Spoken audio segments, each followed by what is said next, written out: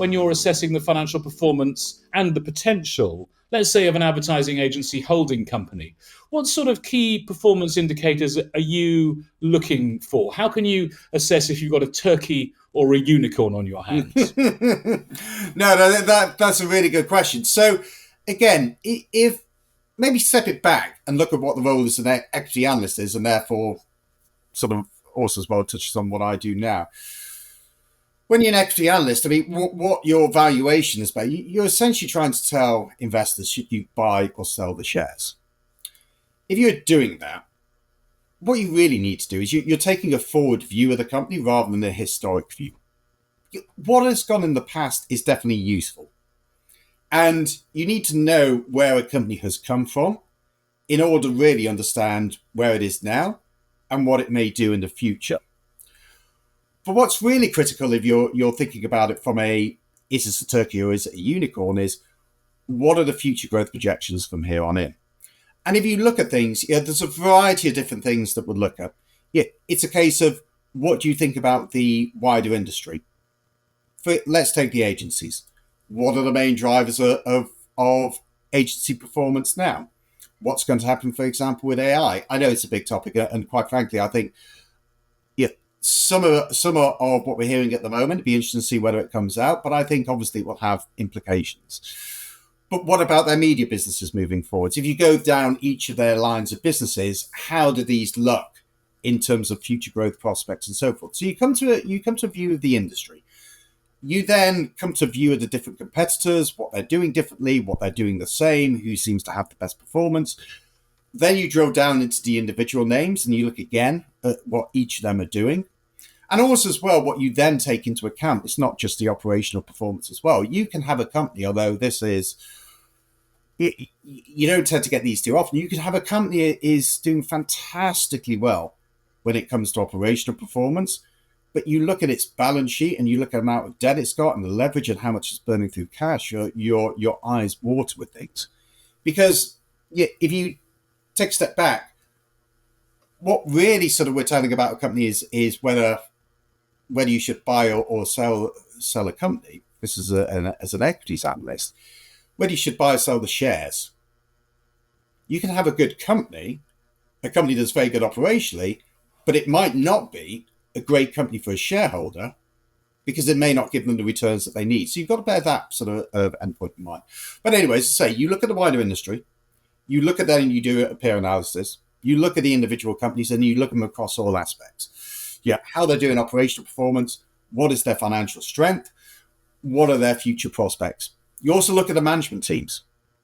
There was a quote that I always remember from early days as an analyst. It is, and somebody famous said this, but I can't remember who said it. Definitely not me. I didn't originate the phrase, I can tell you that now. But when good companies meet bad managements win. And that's usually the case. So you need to take a view on what the quality of the management is also at those respective institutions as well. And then also as well, what you do is you take a wider view. We'll go back to what we were saying about tech before. You can have a business that satisfies all the pluses when it comes to strategic long-term growth. This should be, this company looks to be a leader, good management team. But if, let's say, we expect an environment of elevated interest rate rises for the next few years, that's going to have an impact on the valuation. And again, I come back to this point, and I think it also as well ties in with data. I say that what you have to look is what exactly is the end goal here and when you're looking at the analysis. If as an equities analyst, what you're looking at is, does this provide value to shareholders? So in the example that just used, say you can have a good company, but if you're thinking the interest rate environment is going to be high and that will impact tech valuations, that's going to have a view, an impact on whether that should be a good holding for somebody to have, whether they should actually buy those shares. And I think it's also the case with data as well. One question that people need to ask when they're looking at data, when they're analyzing data, is what exactly is this for? What is your end goal from this? Because if you don't know what your end goal is from this, then I think you end up, and I suspect that this may take us down another line of questioning. But if you end up in potentially going down the quantitative fallacy, or what's called the McNamara fallacy. And to go back to what you said about history before, I'm doing a history of war degree at the moment, sort of part-time. One of the courses was on the Vietnam War, and there's a very famous example of where the Americans really messed up with their strategy, was that their strategy for several years was driven by what they called the body count. That when they went for, they judged their success in quantitative measures. How many people how many soldiers, enemy soldiers they killed, how many enemy they captured, and so forth. And of course, what that led to was skewed the incentives, also as well misaligned the strategy with what was going on the ground, and gave a false picture to the people who were making the decisions. So I think that's an absolutely critical part. Sort of when you look at data, you have to realize, and again, it all comes back to this central point. Data by itself, it is extremely valuable, but it has no point in itself. There needs to be a purpose for it.